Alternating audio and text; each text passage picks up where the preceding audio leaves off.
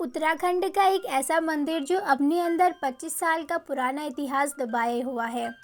जी हाँ दोस्तों, इस मंदिर का नाम है जागेश्वर धाम मंदिर, जो भगवान शिव को समर्पित है। अगर यहाँ जाने की बात करें तो दोस्तों, यह मंदिर डिस्ट्रिक्ट अल्मोड़ा के अंदर आता है। साथ ही यह अल्मोड़ा से लगभग 36 किलोमीटर दूर घने देवदार के जंगलों के बीच जटागंगा नदी के तट पर स्थित है। ये तो रहा यहाँ तक जाने या यहाँ तक पहुँचने की बात। अब इसके थोड़े इतिहास की तरफ चलते हैं और जानते हैं कि आखिर इसका इतिहास क्या है। तो दोस्तों, पौराणिक कथा के अनुसार माना जाता है यह वह स्थान है जहाँ भगवान शिव और 7 सप्त ऋषि ने तपस्या की थी, जिसे यह स्थान अधिक शक्तिशाली हो गया। साथ ही माना जाता है जागेश्वर धाम वह प्रथम स्थान है जहाँ भगवान शिव की पूजा शिवलिंग के रूप में शुरू हुई थी और इसे उत्तराखंड का 5वां धाम भी कहा जाता है और साथ में यह 12 ज्योतिर्लिंगों में से एक भी है।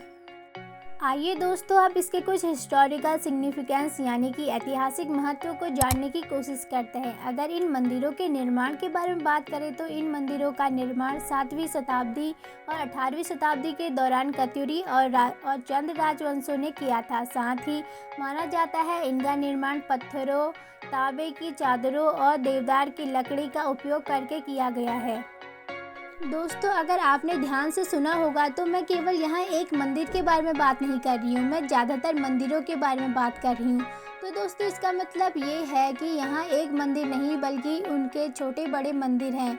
जागेश्वर धाम 124 मंदिरों का एक विशाल समूह है, जिसमें मृत्युंजय मंदिर और महादेव मंदिर, केदारनाथ, हनुमान मंदिर, सूर्य मंदिर, दुर्गा के साथ आदि मंदिरें शामिल हैं और यहीं पर 108 शिवलिंग हैं। साथ में दोस्तों आपको बता दें 18वीं सदी में आदि शंकराचार्य जागेश्वर आए और उन्होंने यहाँ महामृत्युंजय में स्थापित शिवलिंग को किल्लित यानी कि जागृत किया और दुरुपयोग होने से यहाँ की स्थिति को बचाया। दोस्तों, पहले से ना यहाँ ऐसा होता था कि ये मंदिर इतना विशाल, इतना भव्य था कि यहाँ पर जो भी मनोकामनाएं होती थी वो पूर्ण हो जाती थी, चाहे वो मनोकामना अच्छी होती थी या बुरी होती थी, इसमें सारी मनोकामनाएं पूरी हो जाती थी, जिसकी वजह से यहाँ आदि शंकराचार्य आए और उन्होंने इस दुरुपयोग को बचाने के लिए यहाँ पर कार्य किया, जिसके बाद अब यहाँ दूसरों के बुरी कामना करने की इच्छा को पूरी तरह खत्म कर दिया और केवल यहाँ यज्ञ और मंगलकारी कार्य पूर्ण होते हैं।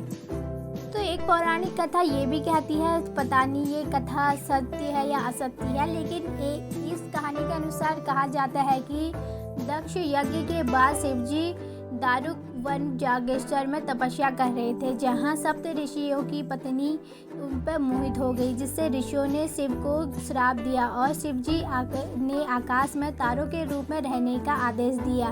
यहीं से लिंग पूजा शुरू हुई।